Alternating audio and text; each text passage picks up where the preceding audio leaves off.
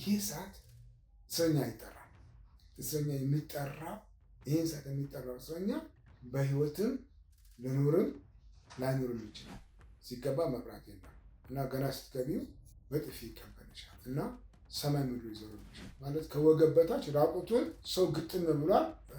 ዘው ብሎ ገባ። እያስተማርኩ ነው ያለሁት። ደነገጥኩ። እዛ ሰዎች ገፈታተሉት። እዛ መንጫውን እንዲያርገው ነገ ጠዋት በዚህ መንጫ ምከተክት እሱ ላይ የ10 ሳንቲም ስኳር ጨምርበታለሁ፣ ለበጠበጣለሁ እና በቃ ስኳር ይኖራል እና ትንሽ ሲለክመኝ ያችን ኮነች። ከቀኝ ከፊትና ከኋላ ጥይት ይተኮሳል። ኢየሱስ ጌታ ነው እንላለን። ጥይቱ መሬት ደርሶ እየተፈናጠረ ይሆናል። ጴንጤነህ ጴንጤን ነው ሰምተናሃል፣ ክጅ አለው ብለህ ደብዳቤ ጽፈህ እንድታመጣ የሚባል ማስጠንቀቂያ ሰጡኝ።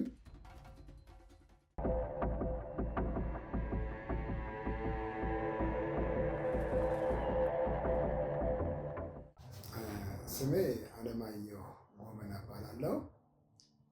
የተወለድኩት ዲላ ከተማ ሲሆን ያደግኩት ደግሞ አዲስ አበባ በተለምዶ 22 የሚባል አካባቢ ነው ያደግኩት። የተማርኩት ደግሞ ከ1ኛ እስከ 7ኛ ክፍል ዘርፈሻል ትምህርት ቤት የሚባል መገናኛ ነው። 8ን ደግሞ የተማርኩት አፄ ቴዎድሮስ ትምህርት ቤት ነው። ከዛ ከ9ኛ እስከ 12ኛ ክፍል ደግሞ የተጨረስኩት ቦሌ ሃይስኩል ተምሬያለሁ። ጌታን ያገኘሁት በ1976 ዓመተ ምህረት ነው። ጌታን ያገኘሁበት ሁኔታ ደግሞ ለመግለጽ በ1974 ዓመተ ምህረት በተለምዶ ኦሎምፒያ የሚባለው አዲስ አበባ መሰንበት ቤተክርስቲያን የተዘጋበት ጊዜ ነበርና እኔ አፄ ቴዎድሮስ የገባሁት በ1975 ዓመተ ምህረት ነው። አፄ ቴዎድሮስ ሲገባ 8ኛ ክፍል ሲገባ 8 የገባሁት እና የክፍል አስተማሪያችን የአማርኛ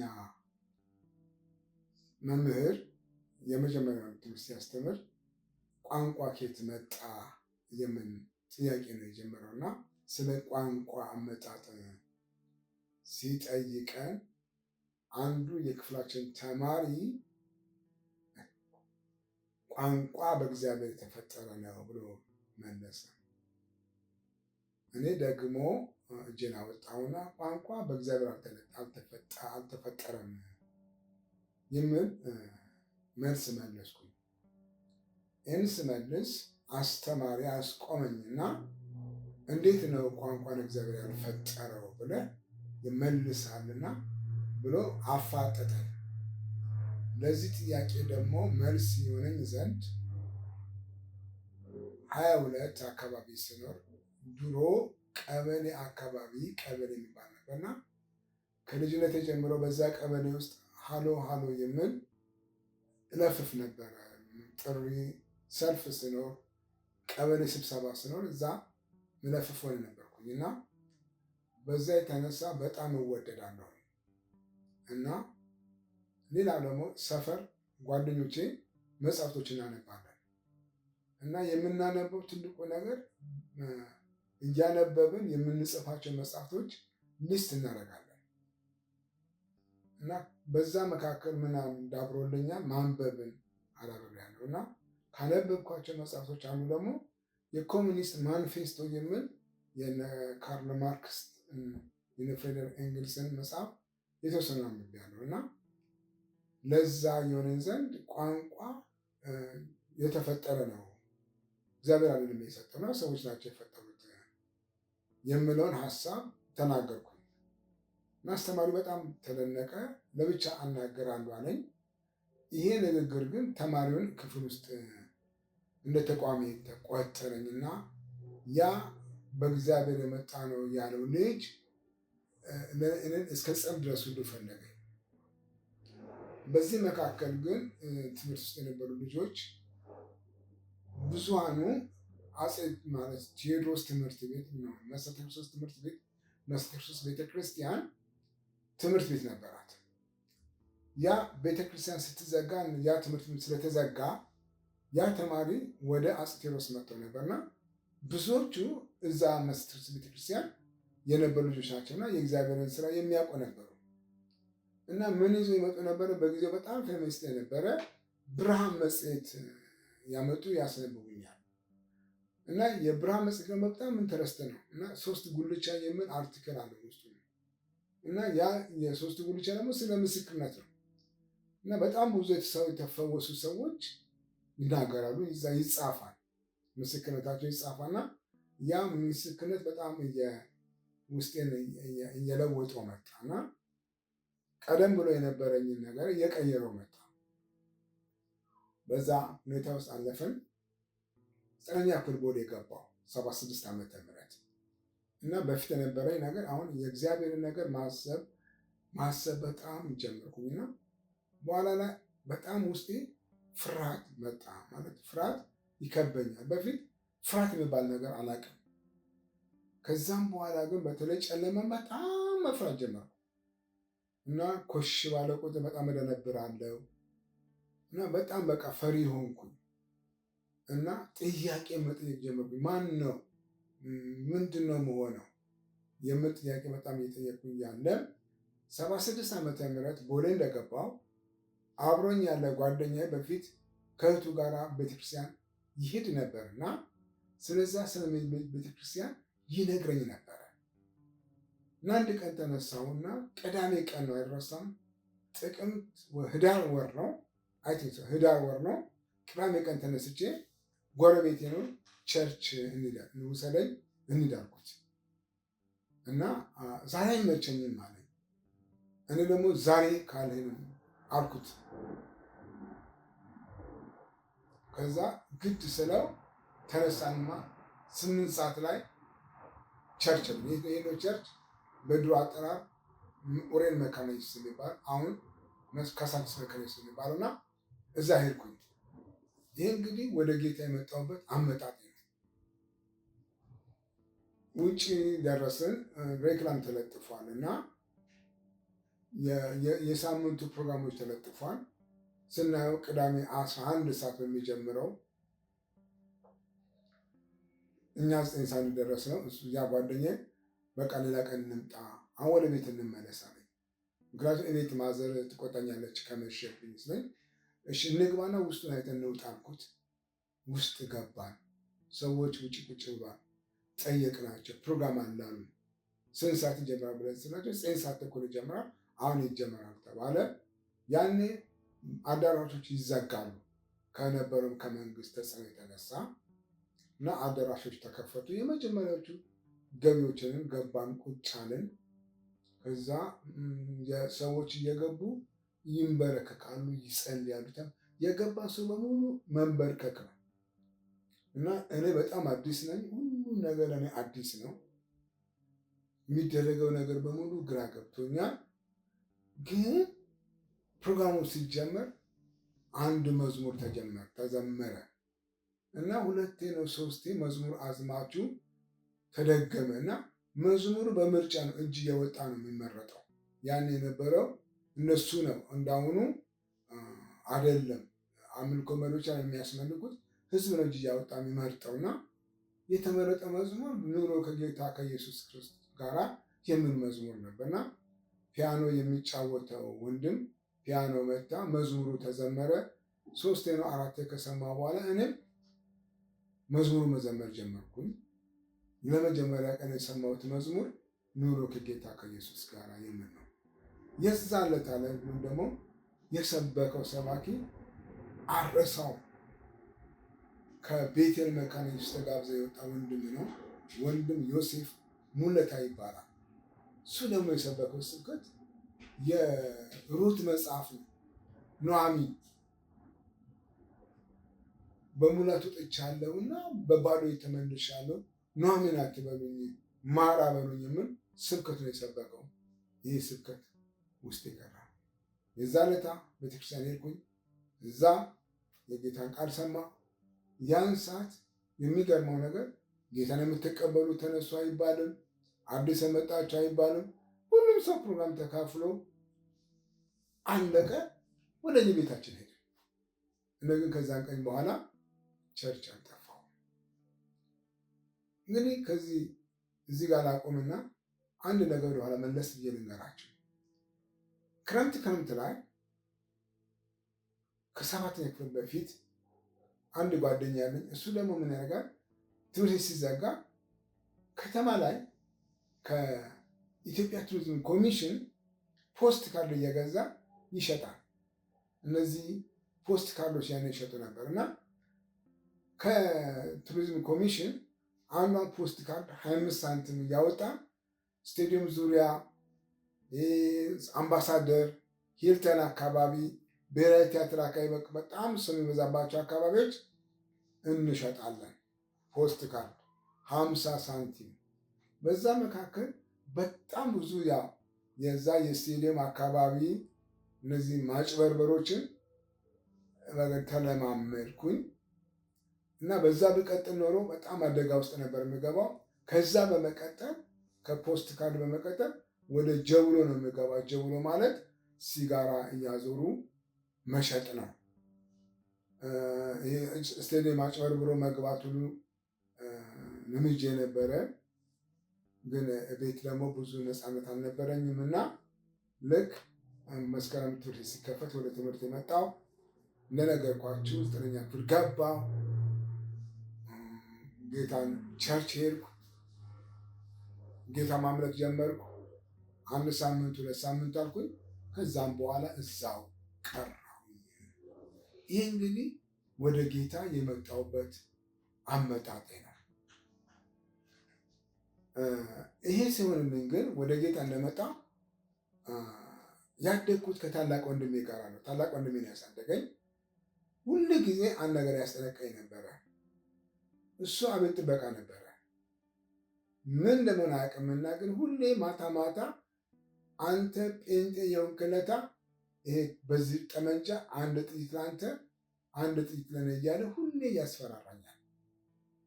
ምክንያቱም ጴንጤም ልሁን አልሁን እሱ የሚያውቀው ነገር የለም፣ እኔም ጴንጤ እንደመሆን ማውቀው ነገር የለም። ግን እግዚአብሔር አስቀድሞ አስቧል እና በቸርች መሄድ ጀመርኩ። መፍራት ጀመርኩ። እንዲያውቅብኝ አልፈልግም። በጣም እጠነቀቃለሁ። በቃ በዚህ መካከል እየተመላለስኩኝ እያለ ነው ከጌታ ጋር የጣበቅኩት እና መጨረሻ ላይ አገልግሎት እንዴት ወደ አገልግሎት መጣ ካላችሁ ልክ ቦሌ እንደገባው ቅዳሜ፣ እሁድ ከሰዓትና ሮብ ማታ ማታ ላይ እዛ መካነ ኢየሱስ ቸርች ፕሮግራሞች ይካሄዳሉ። የማንለው እሁድ ጠዋትን ብቻ ነው። 3ቱም ፕሮግራም ይሄዳለሁ። ያ ደግሞ ምን አጋጠመኝ? የሰፈር ልጆችን የተወሰኑ የሰፈር ልጆችን ሌላ ትምህርት ቤት አብራቸው የተማርኩትን እዛው ቸርች አገኘዋቸው። ከነዛ እህቶችና ወንድሞች ደግሞ የምስራቅ አጠቃላይ ተማሪዎች ናቸው እና ከነሱ ጋር መቀራረብ ጀመርኩኝ። አሁን ህብረት እየፈጠርኩ መጣሁ። ያ ሰውን ደግሞ ከሰፈር ልጆች ጋር እየተራራኩ መጣሁ ማለት ነው። ወደ ታዘነበርኩ ወደ ቸርች ጥቅምት ነው ህዳር ላይ ቸርች ሄጄ ልክ የካቲት ነው መጋቢት ላይ የሃይ ስኩሎች የ12ኛ ክፍል ጉድባይ ፕሮግራም አለ እና የምስራቅ አጠቃላይ ትምህርት ቤት ተማሪዎች የ12ኛ ክፍል መልቀቂያ ጉድባይ ፕሮግራም ሲያዘጋጁ ጋበዙኝ እና እዛ ሄጄ ተካፈልኩ እና ግን አንድ ነገር አደረብኝ። እኔ ስለምን ቦሌ አልጀመርም የምን ነገር አሰብኩኝ። ለቦሌ ትምህርት ቤት እኔ 3ኛ ባች ነኝ። ቦሌ 74 ነው የተከፈተው፣ 75 ነው፣ 76 ነው። 76 3ኛ ባች ነኝ። ይህን እያሰብኩ ያለ የቦሌ ተማሪዎች ደግሞ አሁንም ጉድባይ ፕሮግራም አዘጋጁ። እዚህ ጋር የምነግራችሁ የሚፈልገው ነገር ቦሌ 74 ሲከፈት ከተለያዩ ትምህርት ቤቶች የመጡ ልጆች ናቸው ቦሌ ላይ መማር የጀመሩት። ምስራቅ አጠቃላይ እና ኮከበ ጽባህ ቀደም ያሉ ናቸው። ቦሌ ግን አዲስ ትምህርት ቤት ነው። ከእያንዳንዱ ትምህርት ቤት የመጡ ተማሪዎች ናቸው። እዛም ብዙም አልተሰባሰቡም። ግን የተሰባሰቡቱ ጉድባይ ፕሮግራም አዘጋጁ። ተጠራው። እዛ ፕሮግራም ተካፈልኩኝ። ከዛም በኋላ በጣም አደረብኝ። በዛው ዓመት 76 ዓመተ ምህረት ከመጋቢት በኋላ እኔ ደግሞ ምን አደረኩኝ? የማውቃቸውን እዛ ቦሌ የተዋወቅኳቸውን ልጆች በሶ ማውቃቸውን መሰብሰብ ጀመሩ። ቦሌ አዲስ ትምህርት ቤት ነው። ከጀርባ ባዶ ነው፣ ጫካ ነው፣ ማንም ተቆጣጣሪ የለውም። ስለዚህ በረፍት ሰዓት ላይ ልጆችን ሰብስቤ እታች እንሄድና ልክ ቸርች እንዳየነው አዝማች ዘምረን ጥቅስ ማንበብ ጀመረ። ፌሎሺፕ በዚህ ተጀመረ። ቦሌኛ በእንዲህ አይነት ተጀመረ ማለት ነበረ። እኛ ደግሞ እንደዛ ጀመረ።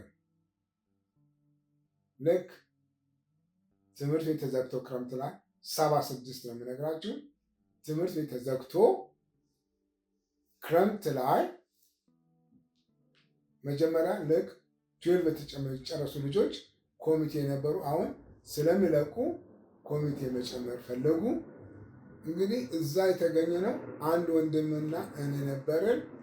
እነዛ እህቶች እኛን ጠሩ፣ ፕሮግራም አዘጋጁ፣ ጠሩና ከሎካል ኮሚቴ ያኔ የሃይ ስኩል ፌሎሺፖችን የሚያስተባብረው ሎካል ኮሚቴ የሚባል ቃለ እግዚአብሔር አንባቢያን ጋራ በመተባበር እነሱ መጡና አንድ ወንድም የእግዚአብሔርን ስራ በቸልታ የሚያደርግ እርጉም ይሁን የሚል ስከሰብከው ከዚህ በኋላ እናንተ ትምህርት ቤቱን የምታስተባብሩ ናችሁ ብሎን ከነዛ እህቶች ጋር እኛን ቀላቅለውን 5 ሆነን ጸልየውልን ተለያየ። የአገልግሎት ሀሁ 76 ክረምት ላይ ቦሌ ላይ ተጀመረ ማለት ነው። እዛ 77 ሲከፈት ኮሚቴውን መቀጠል ጀመርን። ይህን ስነግራችሁ በየትኛውም ቸርች አልተያዝኩም። ደህንነት ትምህርት አልተማርኩም። የውሃ ጥምቀት አልወሰድኩም። መጽሐፍ ቅዱስን እንኳን በስርዓቱ ኦርደሩን ጠብቄ ማንበብ አልችልም እና አንድ ጥቅስ ከሰማሁ ብዙ ሰዓት ይፈጅብኛል። ግን እያንዳንዷን የማራትን ነገር እጽፋለሁ። ከዛ ሲሸልስ በሬዲዮ ነበረ የሚተላለፍ ፕሮግራም፣ እሱን እከታተላለሁ እና እሱ ላይ ስሰማ ጸሎት መጸለይ ስትፈልጉ የምትፈልጉትን ነገር መጀመሪያ ጻፉ። ከዛም በኋላ በዛ ጸሎት ከነሱ ተምሬ ቀጠልኩኝ። 77 ቦሌ እየተማርኩኝ ኮሚቴንም እያገለገልን ከዛም በኋላ የእመ63 ልጆች ደህንነት አይደለም ጥምቀት ትምህርት ልንማር ነው ብለው ነገሩኝ። ከእነሱ ጋር ተገናኘውና ደህንነት ትምህርት የሚባለው ሳልማር አብሬያቸው የጥምቀት ትምህርት ተምሬ ሰኔ 12 ቀን ሐሙስ ቀን ነው ከንጋቱ 11 ሰዓት የእስላሞች በዓል የነበረበት ቀን ነው። ምንድነው? ረመዳን ጾም ፍቺ ነው። ስራ ዝግ ነው። በጣም ያኔ የነበረው የመንግስት ስርዓቱ ለክርስትናው ከባድ ስለነበረ በድብቅ ሁለት በተለያየ ዲስታንስ እየሄድን 25 ከምን ወገኖች ጋራ የውሃ ጥምቀት ሰኔ 12 ቀን 77 ወሰድኩኝና ከዛም በኋላ እንግዲህ በቤተ ክርስቲያን ተያዝኩኝ። መሰረተ ክርስቶስ 77 በዚህ ውስጥ እንግዲህ ማለፍም አለ፣ ከፍታውም አለ፣ ዝቅታውም አለ። የመጀመሪያው ስደት የጀመረው 78 ዓመተ ምህረት ቀበሌ በጣም ስለተለየዋቸው አለማየሁ ጎበና ምንድን ነው የሆነው? ወጣት ማህበር አይካፈልም፣ መጤ ሃይማኖት ተከታይ ሳይሆን አይቀርም ተባለና ካለሁበት ተጠራው። ተሰበሰቡ። ዲስፕሊን ኮሚቴ የሚባል አለ። በአንድ ሳምንት ጊዜ ውስጥ ጴንጤ ነው ሰምተናል፣ ክጅ አለው ብለህ ደብዳቤ ጽፈ እንድታመጣ የሚባል ማስጠንቀቂያ ሰጡኝ። በጣም ጨንቆኝ ደንግጬ ነው ወደ ቤት የሄድኩት። ጌታን ፈልገዋለሁ፣ አሁን ክጃለሁ ብለህ ደብዳቤ አምጣ ነው የተባልኩት። ይሄ ቀን በሕይወቴ አይረሳኝም። ቅዳሜ ቀን ነው እና እቤት መጽሐፍ ቅዱስ አልነበረኝም። የጓደኛ አባት ቤታቸው መጽሐፍ ቅዱስ አላቸውና ለአንብበው ብዬ ቤት አምጥቼ ቤት ነው ያለው፣ እኔ ጋር ነው ያለውና የድሮ መጽሐፍ ቅዱስ ጥቁር ሆኖ ግን እንትኑ ቀይ የተቀባ ነው እና እሑድ ጠዋት ቤት ቁጭ ብዬ የተናገረውን እያሰብኩ እያለ አሁን 1 ሳምንት የተሰጠኝ ቀን፣ በ1 ሳምንት ውስጥ ክጃለሁ ብዬ ደብዳቤ ጽፌ ነው የምሰጠው። ካልካልክ ግን እርምጃ ማለት የሚጠበቅ ማለት ከባድ ነገር ነው የሚሆነው ተብያለሁ እና ያንን መጽሐፍ ቅዱስ ግልጥ ሳደርግ ሁለተኛ ዜና ላይ ያለውን ክፍል አገኘ። እግዚአብሔርን የምጠሉትን ትወዳለህን? ከሃዲውንስ ታገዛለህን? የሚል በሕዝቅያስ የመጣ መልእክት እና ከእግዚአብሔር ዘንድ መልካም ነገር ተገኝቶባል፣ ልብም እግዚአብሔር ይፈልጋልና የሚል ጥቅስ አነበብኩ። በጣም ገረመኝ። ይሄ መልእክት ለእኔ የመጣ መልእክት ነበረ። ማንን ማግዘው? ከሃዲውን ማግዘው ወይስ እግዚአብሔርን የለም የሚሉትን የምደግፈው ወይስ ማን ነው ብዬ ስል እግዚአብሔር ግን ከአንተ ዘንድ መልካም ነገር ተገኝቶባል ብሎ ስለኝ በቃ ጌታ መልካም ነገር አግኝቶብኛል፣ አልደግፍም፣ ጌታ ነው የምደግፈው አልኩኝና ያንን ደብዳቤ ጽፌ እኔ ጴንጤ አይደለሁም እግዚአብሔርን ግን አመልካለሁኝ ብዬ ደብዳቤ ጽፌ ሰጠኋቸው። እዛ ማታ ተሰበሰቡ፣ አነበቡና መጨረሻ ውሳኔ ይሄ ነው አሉኝ። አዎን አልኳቸው። እንዳትወጣ አሉኝ። በአብዮት ጥበቃ ነገሩት፣ ለዘበኛ እንዳይሄድ ነገ እስክንመጣ ድረስ እንዳይሄድ ተብሎ እስረኛ ሆንኩኝ ማለት ነው። እዛው ቀበሌ ታስሬ አደርኩኝ። በዚህ መታሰሬ እግዚአብሔር በጣም ትልቅ ነገር ነው ያደረገው። ምክንያቱም ቤተሰቤ ቀበሌ እንደልኩ ያውቃል። ወንድሜ ስመጣ ዘበኛው ምንድነው ስል እንዳይወጣ ተብሏል። ለምን ተብሎ ሲባል እኔ እንጃ ጴንጤ ሆኗል ተብሎ ነው እንዳይወጣ ተብሏል ሲባል ወንድሜ በጣም ተናዶ ሄደና እሱ ብቻ ነው ጴንጤ፣ እንዴት ጴንጤ ተብሎ እሱ ይታሰር ምናምን ብሎ ምን አገባቸው ምናምን ብሎ ወደ ቤቱ እሱም በጣም ተናዶ ሄደ። እዛ ጠዋት ነው እዛ አደርኩኝ፣ ጸለይኩኝ። ጌታ እንግዲህ አንተ ታላቅ ነህ፣ ያ በጊዜው የማቆን ጸሎት ጸለይኩኝና ተመልከታቸው፣ አንተ ሰማይና ምድርን ፈጥረሃል፣ አንተ ሁሉን ቻይ ነህ አልኩኝና መንገድን አደራ መንገድን አደራ በእሳት ውስጥም ባልፍም ጌታ ፍጹም እንዳልፈራ የምለውን መዝሙር እየዘመርኩኝ አደርኩ። 12 ሰዓት ላይ ያለ ማጋነን የምነግራችሁና የአብዮት ጥበቃው ሊቀመንበሩና የአእማን ሊቀመንበር ጠዋት መጡ። ይህንን መናጢ ጴንጤ አስረን ሌሊታችንን ስንቃዥ አደረን። ውጣ፣ ሁለተኛ ቸርች የሚባል ነገር እግር እንዳይረግጥ ለዛሬ ውጣ፣ ስንቃዥ ያደር ነው ምናምን ብሎ አስወጡኝ። አንድ ስደት እዛ ጋር ጀመረ። ከዛ ቤት ሄድኩኝ። በቃ ቸርች መሄድ ጀመርኩኝ፣ መመላለስ ጀመርኩኝ። ከዛ ወንድሜ አንድ ቀን ላይ ተነሳበት። ኖርማል የተመሰለኝ የተለመጣ ስለኝ ቸርች መጣሁ እያልኩት በቃ ያዋጣል ያለኝ አሁን ያዋጣኛል አልኩት። ያ በዛው ቀጠለ። ከዛ በስንተኛው ቀን ደግሞ እሱ ከቤት አስወጣኝ። ወጣሁ ከቤት። የት እንደምሄድ አላውቅም፣ መሄጃ የለኝም። ግን አንድ ነገር ትዝ አለኝ።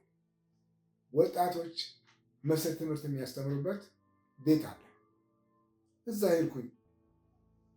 ህብረቱ ግቢ ውስጥ ነው። ዘበኛ አለ። አጥሩ ረጅም ነው።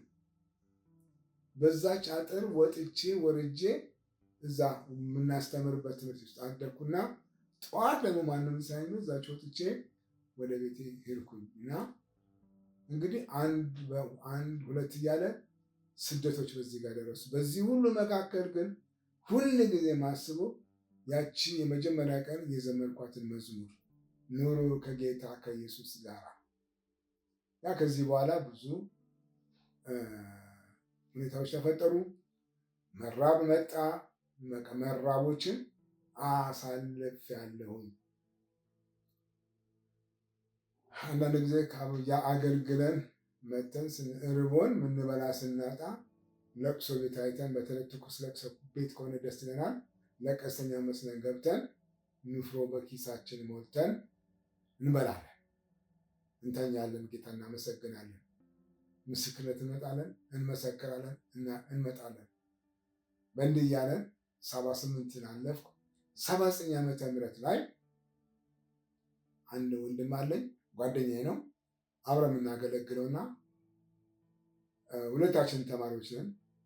እሱ እንዳጋጣሚ 79 ላይ 12ኛ ክፍል ይፈተናል። እኔ ደግሞ 11ኛ ክፍል ተማሪ ነኝ እና በቃ ኦልሬዲ ማገልገላችን በብዙ ቦታ ይታወቃል። ቀን ቀን ነው የምናገለግለው። ቤተክርስቲያኖች ዝግ ናቸውና በየሆም ቱ ሆም የነበሩ ፕሮግራሞች ስናገለግል እናገለግላለን። አጋንንት ላለባቸው ሰዎች እንጸልያለን። በቃ በዚህ ታውቀናልና ቦሌ አካባቢ አንድ ትምህርት ቤት ሄደን ስንጸልይ ሰራተኛው አጋንንት ነበረባት። አጋንንቱ ጮኸ። ውጣ ትውጣ እያለን እዛ ስንቆየና ሳናስበው 3 ሰዓት ሆነ። ጨለማ ነው። በእግራችን እየሄድን እያለ ይሄ የቦሌ መስመር ኤረናሞን ያለው መስመር ጨለማ ነው እና በዛ ጋር ስናልፍ የሆነ ፌስታል ውስጥ ፌርማታ ውስጥ የሆነ ፌስታል አየና እሱን ለማንሳት ስንል ለካት ወጥመድ ነው። ከዛ ደህንነቶች አስቆምን። ለመጀመሪያ ጊዜ በህይወቴ ጥይት ስተኮስ አየሁ። ከቀኝ ከፊትና ከኋላ ጥይት ይተኮሳል። ኢየሱስ ጌታ ነው እንላለን። ጥይቱ መሬት ደርሶ እየተፈናጠረ ይወጣል። ምንም እጃችሁን አንሱ አሉን፣ እጅ አነሳን። ተኙ አሉን፣ ተኛን። ቁጭ በሉ አሉን፣ ቁጭ አልን። ከዛ መጡ። ጨለማ ነው። ማን ከማን እንደመታ አናቅም። አንዱ በሰደፍ ይለናል፣ አንዱ በጥፊ ይለናል፣ አንዱ በቲራ ይለናል። ሰማይ ወርድ ደርሰን እንፈርጣለን። ብቻ የሚያደርጉን እስከማናቅ ድረስ ያሆነ። ከዛ ይዘውን ያው ወሰዱን፣ አሰሩን። በነጋታውም ሄድን። እሱ 3 ወር እኔ 4 ወር ማዕከላዊ ቀምሰን ወጣን። ክብር ለኢየሱስ ይሁን። አሁን እያደረገ ነው። ክርስትናው እያጠነከረ መጣ። እዛ በፊት ቦሌ ስማር ያልተናገርኩት ነገር ሃይ ስኩል ስናገለግል ቦሌ ውስጥ ቀን እረፍት ላይ ስናገለግል መንፈስ ያለባቸው ልጆች አሉ። መንፈሱ ይጮሃል። አሁን እርናሞን ያለበት ሄርመኒ ሆቴል ምናምን ያለበት አካባቢ ኤሪያ በሙሉ ያኔ ሜዳ ነው። ታች ሃርሞኒ ሆቴል ያለበት አካባቢ ደግሞ ግራር ዛፍ ምናምን አለ። መንፈሱ ሲጮህ እንጠራለን ከክፍል ልክ እንደ ቸርች ተሸክመን እዛ ሄደን ጸልየን መንፈሱ ለቆ ይወጣል። ያን ስናደርግ ትምህርት ውስጥ የነበሩት መምህራኖች ክርስቲያን አስተማሪዎችን ጸሐፊዎችን ነበሩና እነሱ ከበር ያደርጉልን ነበረ። ከአንድም 2 ጊዜ አማች ጠርተውናል፣ ማስጠንቀቂያ ሰጥተውናል፣ ብላክ ሊስት ውስጥ ገብተናል። ግን በዛው ሁሉ አለፍን። ፋይናሊ 11ኛ ክፍል ላይ ክፍል ውስጥ ወንጌል ሰበኩ። ወንጌል በመስበኬ ኢሚዲየትሊ የአማ ሊቀመንበር መጥቶ ኢንኮምፕሊት ተሞላብኝ። 1 ዓመት ማለት ነው። በኢንኮምፕሊት ሳላልፍ ወደሚቀጥለው ክፍል ቀረሁ። ይሄ እንግዲህ እዛ ጋር ነው የአገልግሎት ሀሁዬ እዛ ጋር ነው። እዛም በኋላ ያው ወደ ቤተክርስቲያን ከቤተክርስቲያን ጋር ጆይን አደረኩኝ። ወንጌል ስመሰክር ቆየ። ወንጌል መሰከርን። ሰዎች ጌታን አግኝተዋል። በወንጌል መመስከር ውስጥ እንግዲህ ዱላም አለ፣ ጥፊም አለ፣ ካልቾም አለ፣ መተፋቱም አለ፣ መገፍተሩም አለ። ያ ለኛ ቀላል ነበረ። ጌታ የተባረከው በዛ አለፍን። እንግዲህ ከዛም በኋላ ያ ወደ ቤተክርስቲያን ነው የገባሁት። ቤተክርስቲያን ውስጥ ገብቼም ሳገለግል ብዙ ውጣ ውረዶች አሉ። ክብር በዛ ሁሉ ግን ማስተላልፈው ነገር በየትኛውም ሁኔታ ውስጥ ያለፍኩበት ነገር በእግዚአብሔር ቤት ውስጥ ጸንቼ እንዲቆም ነው እንጂ ያደረገኝ አንድም ቀን ወደኋላ እንዳፈገፍግ ያደረገኝ ነገር ነው። ረሃቡም ወደኋላ እንዳፈገፍግ አላደረገኝም። እርዛቱም ወደኋላ እንዳፈገፍግ አላደረገኝም። 3 ቀን 5 ቀን 7 ቀን ጾም ጸሎት እየጸለይኩ በዛ ውስጥ ስጸልይ ስኳር በውሃ በጥብጬ ነው የሚይዘውና የምጸልየው። ስርበኝ ያችን ነው የምጎነጨው እና እንግዲህ 3 ቀን 5 ቀን 7 ቀን ጾም ጸሎት ስንይዝ ስገባ ብቻ ነው የምኖረው። ያው ኦልሬዲ ቀደም ብዬ ነው ከቤተሰብ ወጥቻለሁኝ። ብቻ ነው የምኖረው እና ተከራይቼ የምኖርበት ቤት ውስጥ ጾም ጸሎት ይዛለሁ። ስጨርስ ምንም በላ ነገር ላይኖር ይችላል እና ጠርሙስ አለኝ፣ የቪንቶ ጠርሙስ 1 ሊትር። እሱ ላይ የ10 ሳንቲም ስኳር ጨምርበታለሁ፣ ለበጠበጣለሁ እና በቃ ስኳር ይኖራል እና ትንሽ ሲደክመኝ ያችን ነው የምጎነጨው። እንግዲህ ይሄ ምንድነው? የራብ ማስታገሻ ነው። እዛ ውስጥ እንግዲህ የማድረሰው አድማጮቼ እንዳትስቁብኝ፣ የቤት ኪራይ ቤት ተከራይቼ የምኖረው 40 ብር ነው። እየዞርኩ ነው የማገለግለው። ክፍለ ሀገር ወጣለሁ አገለግላለሁ እና አንድ ጊዜ የቤት ኪራይ የምከፍለው ማጣሁ። ስለዚህ የነበረችኝን ሌሊት ለምሻት የምተኛትን ብርድ ልብስ እና ሳንቲም ሳገኝ ምናምን ሽሮ ሰርቼ የምበላባትን ብረት ድስት አሁን ያን ስቶቭ የለም፣ የጋዝ ምድጃ ነው ያለችው። እሷን ምናምን ጥዬ ወጣሁኝ እና በነዛ አልፌያለሁኝ። ያው በኋላ ላይ ክፍለ ሀገር እየሄድኩ አገልግያለሁ። እንግዲህ ጥቂቱን የኢትዮጵያን ክፍል ብዙን ዞሬያለሁ። መኪናዎች መንገድ ላይ ተሰብሮብን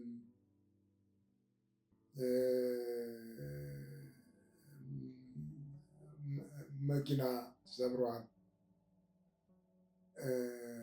ክፍለ ሀገር ልናገለግል ሄደን እንግዲህ ቦታዎችን መጥቀስ አስፈላጊ አይደለም። በዚህ በወርቃ ጭሬ የሚባል መስመር በሁለት ባሌ ጭሬ ባሌና የባሌ የሲዳሞና የሶማሌ ድንበር አካባቢ ነው እና ወንጌል ስርጭት ስናገለግል ሄድን እና እዛ እየሄድን እያለ መንገድ ላይ ስንደርስ ዋጋ ያስከፍላልና ክርስትና ገና ምኑ ተያዘና የምለው መዝሙር ሞቅ አድርገን ዘምረን የሆነ ላንድ ክሩዘር መኪና ነው ይዘን የሄድነው። ቦታው ደረስን፣ አገለገልን። በጣም ብዙ ሕዝብ ነው ያለው። ያ መስመር ኦልሞስት ዝናብ የማይዘንብበት የሚዘንብበት ነው የሚበዛው ከማይዘንብበት ኦልሞስት ክረምት ተበጋ ክረምት የሚዘንብበት አካባቢ ነው እና ይህንበት መኪና ግማሽ መንገድ ላይ እንደመጣ ላንድ ክሩዘር ነው፣ ስቴሽን ዋገን የሚባለው ነው። ፍሬሽኑ ተቃጠለ። ጫካ ነው። ውጭ መኪና እናሳድረው ወርቃ ወደምትባል ከተማ ማስገባት አለብኝ። ግፉ ተባለን። ስንገፋ አንደኛው አገልጋይ ስሙ መቀመጣት አስፈላጊ አይደለም። እኔ መዝሙር አልዘመርኩምና መዝሙር የዘመራችሁ እናንተ ናችሁ፣ በሉ ዋጋው ከዚህ ይጀምራል፣ በሉ ዋጋ ክፈሉ ብሎን፣ እውነቴን ነው የምላችሁ ኦልሞስት 20 ኪሎ ሜትር የሚሆን መንገድ ዳገት ነው። መኪናውን ገፍተን አወጣናት እና ግማሾቹ ወገኖች በእግራቸው በዛ አድርገው ወደ ወራንቻ የሚባል ሲዳማ ውስጥ ሲመጡ፣ እኛ ግን 2-3 ቀን አድረን ፉንቶ የሚባል እቃ ምጭ መኪና አለ። ጥቂት ናት የሚያውቁት ያንን ፉንቶ መኪና። በሳምንት 1 ቀን 2 ቀን ነው የሚመጣ። ወደ ባሌ ወደ ሮቤ ዶዶላ ምናምን ነው። ዶዶላ ነው መኪና የሚያርፈው እና ስፔሻል ተብሎልን እንግዶች ተብለን ከበቆሎ ጋር እላይ ነው የተጫነው። ቦታ ጠፍቶ እሱ በሰው እንደዛ ተጭነን መጥተን ዶዶላ ገብተን ከዛ እንደገና ወደ ሐዋሳ ከሐዋሳ እንደገና ወደ ሌላ ቦታ ሄደን አገልግሎቶችን እንግዲህ አንዱ ገጠመኞቻችን እነዚህ ገጠመኞች ናቸው። ሌላ በአገልግሎት ውስጥ አንዱ ያጋጠመኝ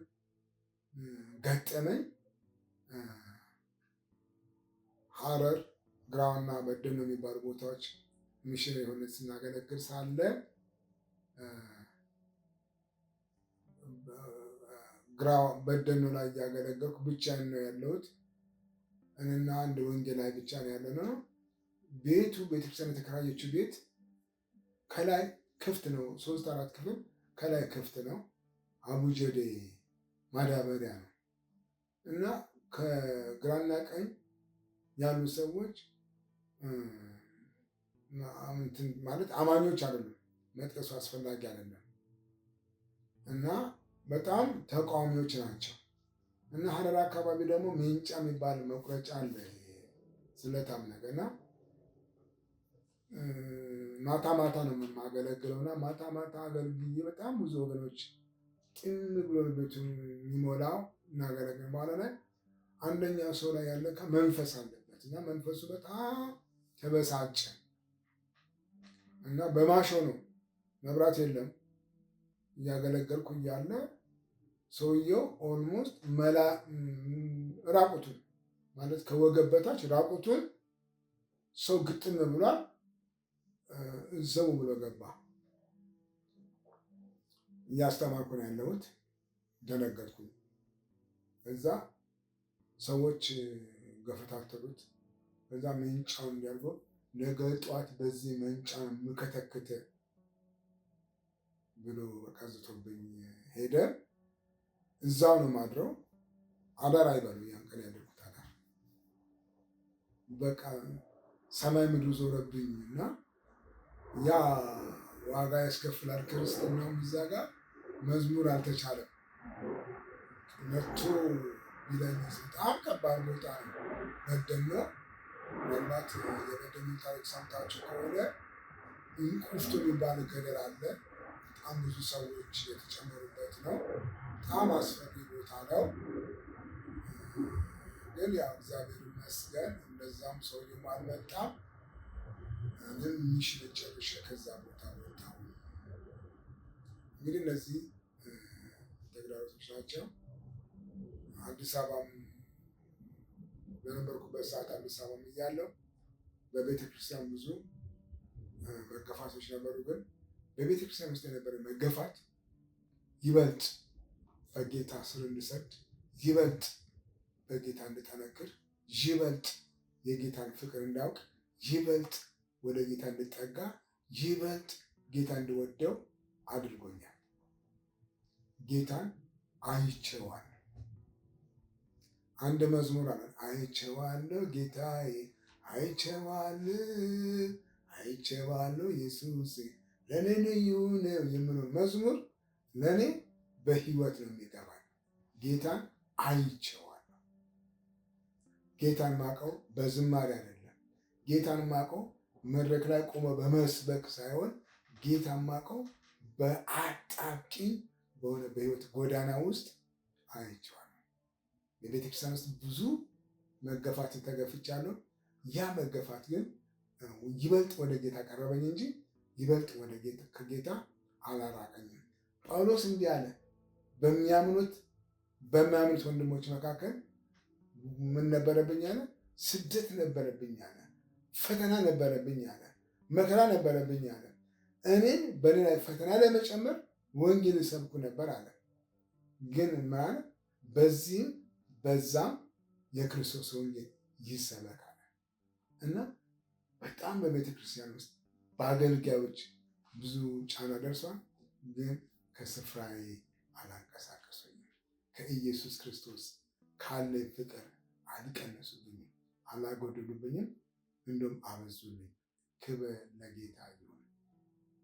ትዳርን በተመለከተ ባለትዳር ነኝ። መልካም ሚስት ጌታ ሰጥቶኛል። ሚስትም ነች፣ ፓስተርም ነች፣ እህቴም ነች። በብዙ በእሷ እግዚአብሔር አጽናንቶኛል። በብዙ እግዚአብሔር በእርሷ ባርኮኛል። እግዚአብሔር ከእሷ 3 ልጆች ሰጥቶኛል። ጌታን የሚወዱ ጌታን የሚያመልኩ ጌታን የሚፈሩ ልጆች ጌታ ሰጥቶኛል። የአገልግሎቴ አጋሬ እሷ ነች። ሁልጊዜ እንደሚባል ነገር አለ። ሁልጊዜ ከጠንካራ ወንዶች ጀርባ ጠንካራ ሴቶች አሉ ይባላልና እሷ ጠንካራ ሚስት ነች። ሚስትን ያገኘ በረከትን ያገኘ ብለው እግዚአብሔርን ቃል በእሷ ውስጥ አይቼዋለሁ። ምሳሌ 31 ላይ ያለችውን ሴት እሷን ሆነ እኔ አግኝቼዋለሁ እና በጣም መልካም ሴት ነች። እግዚአብሔር ዘመኗን ይባርክ። አሁን ለደረስኩበት እሷ ጠንካራ ሆና አቁማኛለች። ወገኖቼ ህይወት አልጋ ባልጋ አይደለም። ክርስትና አፕ ኤንድ ዳውን ነው፣ ግራፍ ነው። ስፍራ ግን አይለቀቅም። ያገኘነው ህይወት ኢየሱስ ነው። ያላፈረብን እየሞተልን ዋናው ጥረን በጥሪያችን የህይወት ጥሪ ነው። ለህይወት ነው የተጠራነው። ያንን ጥሪ ነው አክሰፕት ማድረገው። ጌታ የተባረከ ይሁን።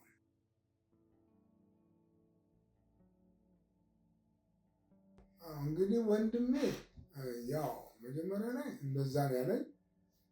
ሲቀጥል ግን ያው እንደዛ እንዳለ አልቀጠልም። በቃ አንድ ቀን ብቻ ከቤት አባረረኝ። ተመልሼ በነጋታው ገባሁ።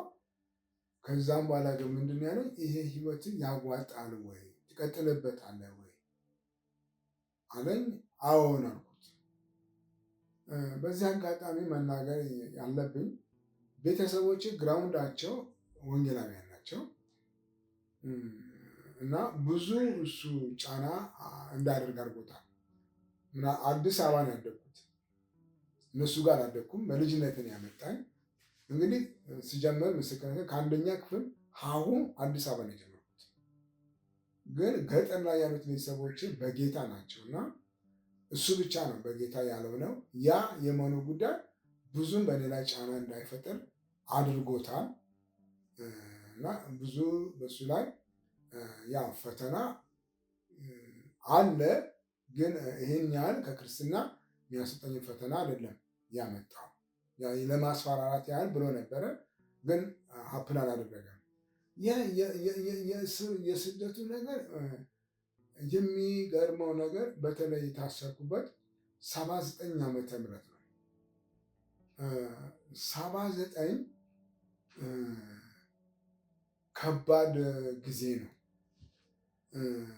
77 ኢሰፓ የተመሰረተበት ነው። ከኢሰፓ በኋላ ነገሮች በሙሉ በጣም ከሯልና አዲስ አበባ ምን አይነት ሮማድ ነበረ። አንድ ቀን መንግስት ፍተሻ ያደርጋል።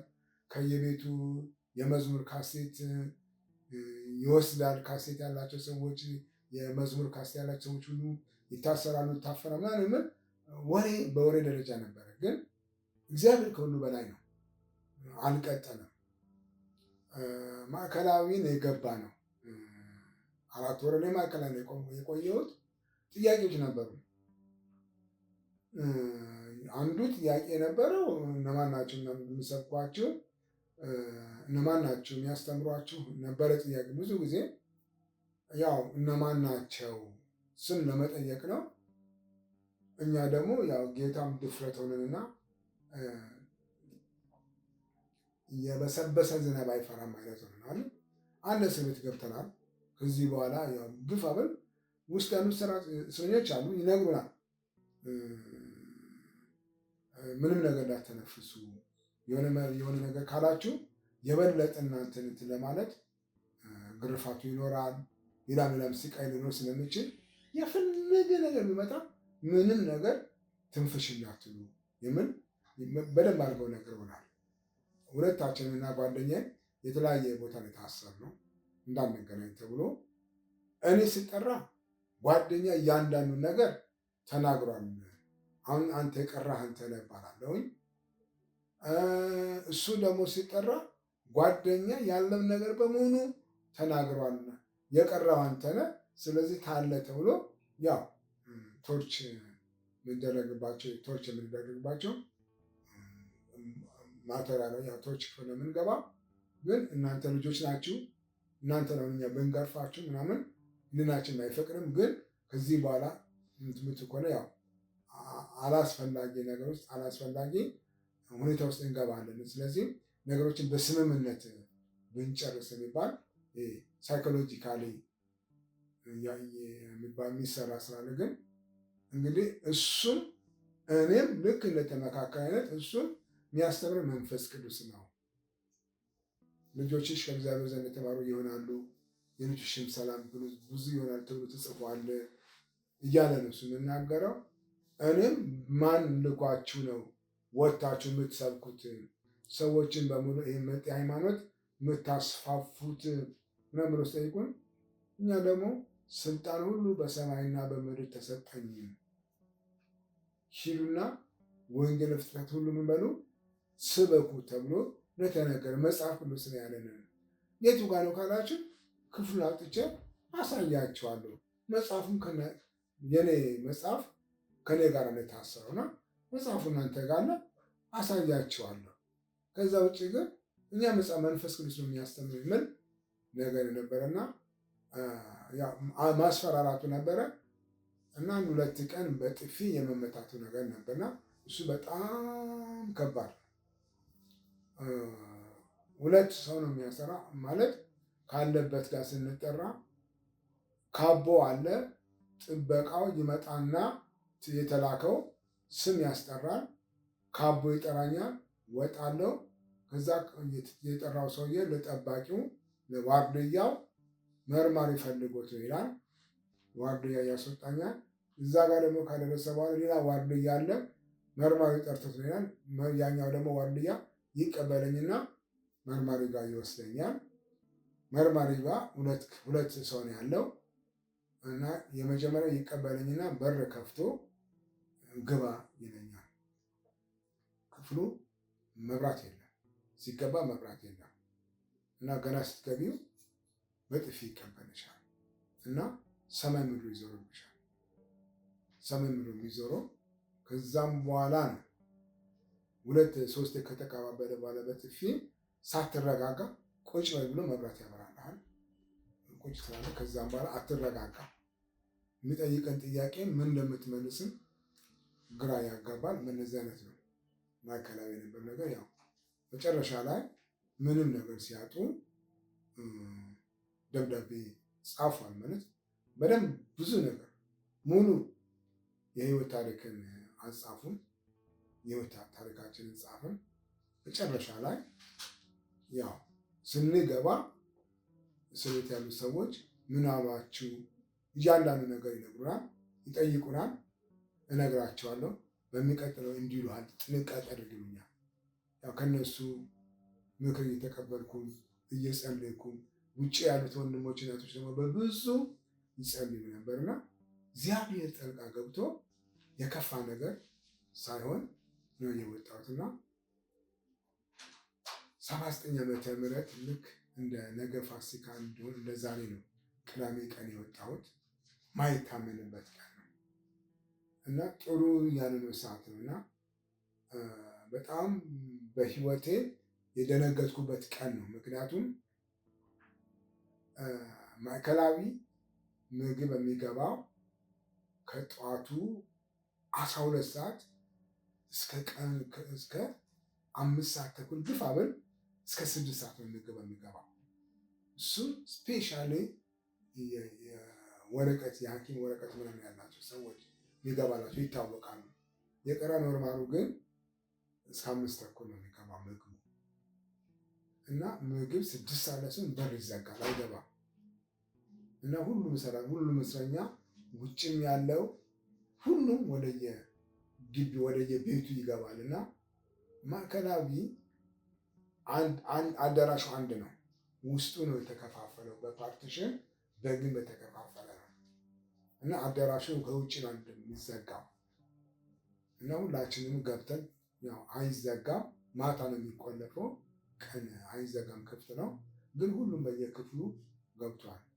ታጥበን ምናምን ምሳ ልንበላ ባለበት 6 ሰዓት ከሩብ 6 ሰዓት ኦልሞስት 6 ሰዓት ተኩል አካባቢ ላይ ይሄ ሰዓት እስረኛ ይጠራል። እስረኛ የሚጠራው ይህን ሰዓት የሚጠራው እስረኛ በህይወትም ልኑርም ላይኖርም ይችላል። ጸጥ ያለው ሰዓት ነው። በዚህ ሰዓት ነው የተጠራሁት።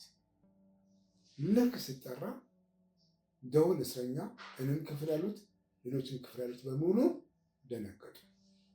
ሁሉም የሚበላው ምግቡን ኦልሬዲ አቆሙ። ምክንያቱም ያን ሰዓት የሚጠራ እስረኛ የሚመታ እስረኛ ነው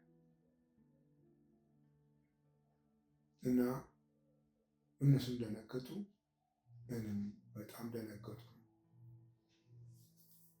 ጊያዝ ማነው ጊያዝ አልኩኝ።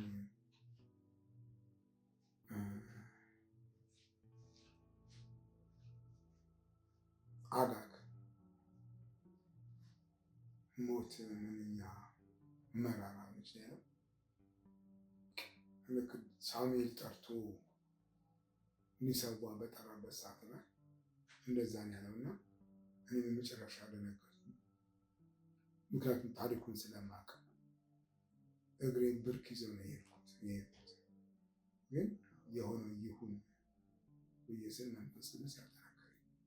እንዲያልኩኝ ብሄድም ወደ ጌታ ነው የሚሄደው። በዚህ ልቤ ጸና፣ አስተላለፈኝ። መርማሪ ጋር ሲሄድ እቃውን አምጡለት ተባለ። ይህ እቃ ማውጣቱ ጋራንቲ አይደለም። እቃዬ ወጣ ከኔ ጋር ተከትለው። ምክንያቱም እስረኛው ሲጠራ እቃ ማውጡ አብሮ ይወጣል። የወጣ እቃ ሰውየው ቢሄድም እቃው ሊቃጠል ይችላል። እስረኛው ግን እንትን እንዳያደርግ ማለት ኢንፎርሜሽን እንዳያወጣ ቤተሰብ መጥቶ ቢጠይቀው የለም ቢባል እቃውም የለም የሚባለው ሰውየውም እቃውም ከሌለ የለም ይባላል። እስረኛው የሚያውቀው አንድ ኮድ አለ። ሰውየው በህይወት መኖር የሚያውቀው በምቼ ነው በተፈታ በሁለተኛ በሶስተኛው ቀን በቃ ምክንያት አድርጎ መጥቶ ይጠይቃል። የዛን ጊዜ እስረኞች በቃ ተፈተው ይላሉ። መጥቶ ካልጠየቀ ግን አክቹዋሊ በቃ ይታወቃል። እና እኔም በዛ አይነት መንገድ ነበር የወጣሁት እና እቃ ተከትለ ወጣ። ከዛ መርማሪ ሰኞ ዕለት ምክንያቱም ቅዳሜ ነው፣ እሁድ ፋሲካ ነው። ሰኞ ያው እንትን አይገቡም። ማክሰኞ መተህ ወረቀት ውሰድ ብሎ ስለኝ ማመን አቃተኝ። እንግዲህ ማዕከላዊ ማለት ሰሜን ሆቴል አካባቢ ነው። ከሰሜን ሆቴል አላመንኩም። ከዛ በፍጹም አላመንኩም። እስከ 22 ድረስ በእግሬ ስሮጥ የመጣሁት የታክሲ ምናምን በፍጹም በቃ አልታሰር ምንም አስበ መፈታትና ካሁን ተመለስ እያሉ የሚጠሩኝ እየመሰለ እየተገላመጥኩኝ ብቻ በአቋራጭ ያደረኩኝ የቤት የገባሁ እና በእንዲህ አይነት ነው ተፈታሁት እና አስፈሪ ጊዜ ነበረ። ግን ጌታ ትልቅ ነው። አለሁ አልሞትኩም፣ በህይወት ኖሬ እየመሰከርኩ ነው። ጌታ ይመስገን።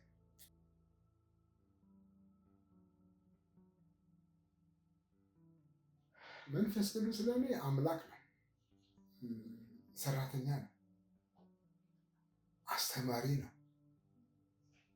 ይገስጻል እንደተባለለት ማለት ነው። እና እውነተኛ ወዳጅ በመንፈስ ቅዱስ አብሮኝ ነው ያለው። በነዛ ሁሉ በሄድኩባቸው መንገዶች ሁሉ መንፈስ ቅዱስ ነው አብሮኝ የሆነው። እና በዚህ አጋጣሚ አንድ ነገር ልናገር። ምስራቅ ሐረርጌ ግራዋ የሚባል ቦታ እያገለገለን እያለ ወንጌል ስርጭት ሰብከን የአንድ ወር የወንጌል ስርጭት ስራ ሰርተን መጨረሻ ላይ 2 ፕሮግራሞች እናደርጋለን። ፊልም ማሳየትና ኮንፍራንስ ማድረግ። ወንጌል ስርጭቱን ጨርሰን ፊልም ለማዘጋጀት ፊልም ለማሳይ ስንል እንደተናገርኩት እዛ አካባቢ መብራት የለም ያለው ማሾ ነው እና ግን የባንክ ቤት ማናጀሩ ወንድም ጄኔሬተር አለው ባንክ ቤቱ እና እንድንጠቀም ፈቀደልን። ከባንክ ቤት በጄኔሬተር እዛ አዳራሹ ውስጥ ልናሳይ ተፈቀደልን። አዳራሽ የመንግስት አዳራሽ ነው፣ ግን የአካባቢ የፖሊሱ አዛዥ እና የተወሰኑ ወገኖች ክርስቲያኖች ናቸው። በጌታ ጤና ጣቢያ ውስጥ የሚሰሩ እህቶች ምናምን በጌታ ናቸው እና ጌታ በእነሱ ፊት መጎስ ሆነን እና መብራት ተፈቀደልን እና እዛ አዳራሽ ውስጥ ማታ ፊልም ልናሳይ ገባል። የምናሳየው ፊልም ደግሞ መንግስተ ሰማያትና ሲኦል የሚለው ድራማ ነው እና እንዲመጣ ካልነገርናቸው የአማርኛውን ነው፣ ግን ሰው ሙሉ አዳራሹ ግጥም ብሏል ፊልም ለማየት። ጥሩ ነው አናውንስ ያደረግነው እና የተላከው ግን የእንግሊዝኛው ነው መንጌት። ስለዚህ ሁሉ ነገር ጨርሰን ስንከፍተው ዴኩ ስንከፍተው እንግሊዝኛ ነው። ብዙሃኑ ደግሞ እንግሊዝኛ ሰሚ አይደለም። ከዛ እኔ ማይክን ብድግ አደረኩና አላቅም ተርጉም ባል አልተረጎመም። በቃ እያየሁ ተረጎምኩት። ሙሉ ፊልሙን ለሁለት ቀን ሙሉ ፊልሙን ተረጎምኩት እና በጣም ብዙ ሰዎች ጌታ ተቀበሉ። ይሄ የማን ስራ ነው? የመንፈስ ቅዱስ ስራ ነው። ለስራው መንፈስ ቅዱስ ታማኝ ነው። ጌታን ይገልጣል እና ይህንን በሕይወቴ አይቻልም እና መንፈስ ቅዱስ አሁን እንደምናያቸው አይደለም፣ ያለፈ ነው። ሰማይና ምድርን ሲሰራ አብሮት የነበረው ጌታ ነው። የሥላሴ አካል ነው መንፈስ ቅዱስ እና በጣም አከብረዋለሁ፣ እወደዋለሁ፣ እታዘዘዋለሁ እና ሌላው በዚህ አጋጣሚ አስተላልፈው መልእክት ኢየሱስ ክርስቶስ ጌታ ነው። እባካችሁ ኢየሱስ ይወደዳል። ኢየሱስ ይመለካል። ኢየሱስ ይከበራል። ኢየሱስ ይመለካል፣ ይወደዳል፣ ይከበራል። ስለ እኔ ስለ እናንተም ስለ ኢየሱስ ክርስቶስ በመስቀል ላይ ሲንጠለጠል አላፈረብንም። ልናፍርበት አይገባም። ኢየሱስ ክርስቶስ ለእኔና ለእናንተ ወገኖቼ ለምትሰሙኝ ሁሉ ራቁቱን ሲንጠለጠል፣ ሲተፋበት፣ ሲገረፍ፣ ሲናቅ አላፈረም።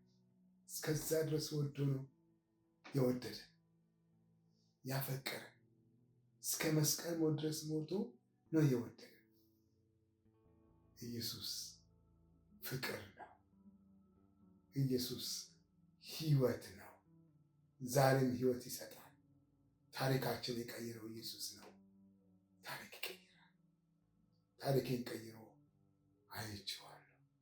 አጽንቶኛል፣ ደግፎኛል፣ ጉልበት ሆኖኛል፣ ብርታት ሆኖኛል።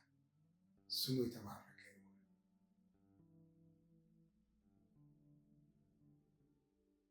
በዚህ አጋጣሚ እድል ከተሰጠኝ የማመሰግናቸው ወንድሞች፣ እህቶች፣ በጣም ብዙ ወገኖች አሉ በብዙ የደገፉኝ። ምስራቃት ላይ የነበሩት ፓስተሮችን ጌታ ይባርካቸው። ባለቤቴን ጌታ ይባርካት። እስካሁን ድረስ